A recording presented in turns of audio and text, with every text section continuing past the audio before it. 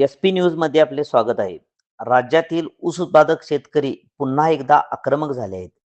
अनेक साखर कारखान्यांनी एफ-आर-पी दिल्याची खोटी माहिती साखर आयुक्तांना देऊन फसवणूक केली आहे, असा खळबळजनक आरोप स्वाभिमानी शेतकरी संघटनेचे संस्थापक राजू शेट्टी यांनी केला आहे. नेमके हे प्रकरण काय आहे आपण पाहूया. राज्यातील साखर हंगाम संपून 2.5 महिने उलटले, तरी अद्याप 3,500 कोटी रुपयांची एफ-आर-पी थकीत आहे.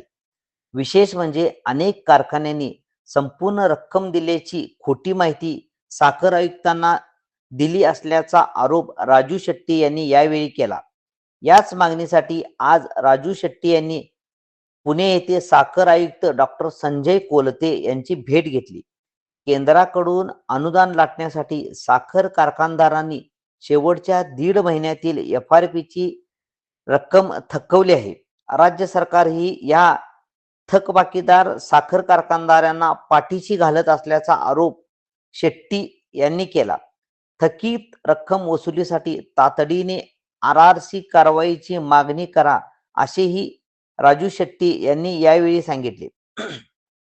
यावर साखर आयुक्त डॉक्टर संजय कोलते यांनी सांगितले की साखर कारखान्यांनी जर चुकीची माहिती देऊन शेतकऱ्यांची फसवणूक केली असेल तर येत्या आठवड्याभरात चौकशी करून त्यांच्यावर कडक कारवाई करू.